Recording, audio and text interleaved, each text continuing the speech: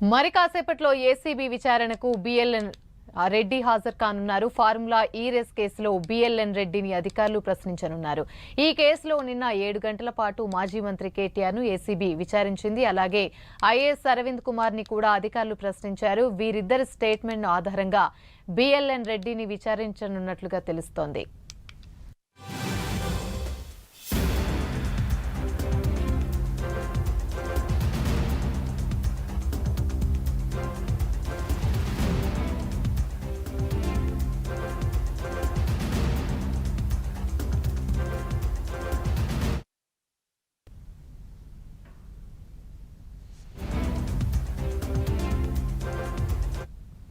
ఇదే అంశానికి సంబంధించి మరిన్ని వివరాలు మా ప్రతినిధి కుమార్ అందిస్తారు. లైవ్ ద్వారా కుమార్.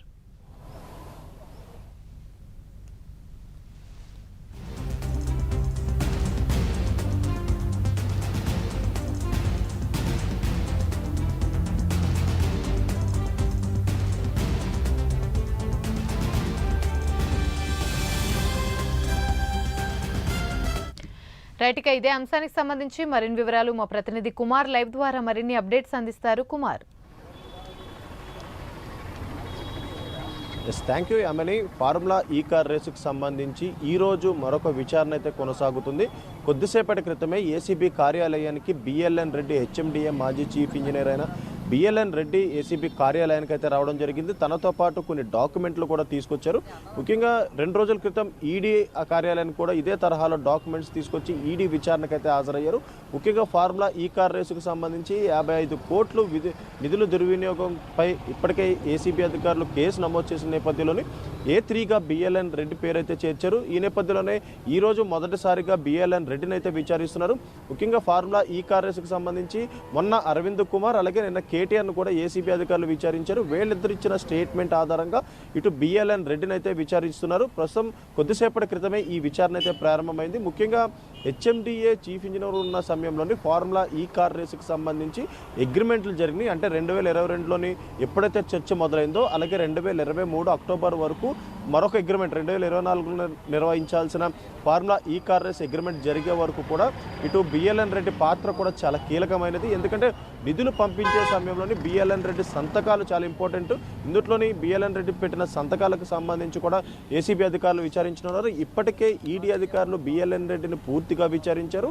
అలాగే ఈ ఫార్ములా ఈ కార్ రేసుకు సంబంధించి నిధుల దుర్వినియోగంపై ఏదైతే మనీ లాండరింగ్ ఫెమా చట్టాలు ఉల్లంఘించిన నేపథ్యంలో ఇటు ఈడీ అధికారులు దానిపై ప్రశ్నించారు. దానిపై ప్రతి ఒక్కటి కూడా ఇటు బిఎల్ఎన్ రెడ్డి కూడా సమాధానాలు అయితే ఇవ్వడం జరిగింది. అలాగే మరొక పక్క అప్పటి మినిస్టర్ అన్న కేటీఆర్ ఇచ్చిన ఆదేశాల మేరకే ఏదైతే ఫార్ములా ఈ కార్ రేస్కి అమౌంట్ చెల్లించమంటూ కూడా ఇటు బిఎల్ఎన్ రెడ్డి కూడా చెప్పడం జరిగింది. ఇప్పుడు ఏసీబీ అధికారులు కూడా ఇదే తరహాలో ప్రశ్నలు అయితే వేయనున్నారు. ఎందుకంటే ఫార్ములా ఈ కార్ రేస్కి 2023లో కూడా హెచ్ఎండిఏకి సంబంధించిన నిధులు ఉపయోగించి కూడా ఫార్ములా ఈ కార్ రేస్ నిర్వహించారు. ఆ తర్వాత 2024లో కూడా మరొక ఫార్ములా ఈ కార్ రేస్ నిర్వహించడానికి కూడా అక్టోబర్ నెలలో అంటే 2023 అక్టోబర్లోనే ఏదైతే ఈ అగ్రిమెంట్ చేసుకున్న నేపథ్యంలోనే అప్పటి అగ్రిమెంట్ ముందే ఏదైతే అమౌంట్ ఎందుకు ట్రాన్స్ఫర్ చేశారన్న కోణంలో విచారించనున్నారు. ముఖ్యంగా ఇటు ఇండియన్ ఓవర్సీస్ బ్యాంక్ నుంచి 2 దఫాలుగా ఈ అమౌంట్లు అయితే వెళ్ళడం జరిగింది. అలాగే కరెన్సీ కన్వర్ట్ చేయడంతో కూడా ఇటు హెచ్ఎండిఏ కూడా అధిక భారం పడి 55 కోట్లు నష్టం వచ్చినట్లు కూడా ఇటు కాంగ్రెస్ ప్రభుత్వం ఆరోపిస్తున్న నేపథ్యంలోనే ఇటు ఈడీ అధికారులు ఏసీబీ అధికారులు కూడా దూకుడు పెంచి వీళ్ళు ఒక్కొక్కరుగా అయితే విచారిస్తున్నారు. ఇప్పటికే ఇటు అరవింద్ కుమార్ని విచారించారు, నిన్న కేటీఆర్ను కూడా విచారించడం జరిగింది.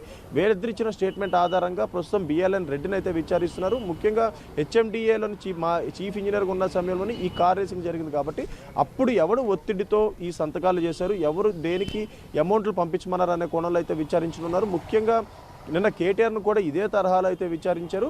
అలాగే మరొక పక్క ఫార్ములా ఈ కార్ రేసుకు సంబంధించి ఇప్పటికే ఇటు ఈడీ అధికారులు కూడా విచారించిన నేపథ్యంలోని ఈరోజు బిఎల్ఎన్ రెడ్డిని అయితే విచారణ అయితే కొనసాగుతుంది. ఈరోజు సాయంత్రం వరకు కూడా ఈ విచారణ అయితే కొనసాగుతుంది. ముఖ్యంగా వీళ్ళిద్దరిచ్చిన స్టేట్మెంట్ల ఆధారంగానే ఇటు బిఎల్ఎన్ రెడ్డిని అయితే విచారించనున్నారు. ముఖ్యంగా ఏదైతే 2022లోని ఈ ఫార్ములా ఈ కార్ రేస్ చర్చ అయితే మొదలైంది. 2023లో ఫార్ములా ఈ కార్ రేస్ నిర్వహించారు. అందులో కూడా హెచ్ఎండిఏకి సంబంధించిన కొన్ని నిధులు కూడా ఉపయోగించారు. ముఖ్యంగా 2024కి సంబంధించి అగ్రిమెంట్ కూడా జరిగిన నేపథ్యంలో ఇప్పుడు వీటన్నిటిపై ఏసీబీ అధికారులు అయితే ఈరోజు ఈవినింగ్ వరకు కూడా ప్రశ్నలు అయితే అడగనున్నారు. యామిని. Right, thank you.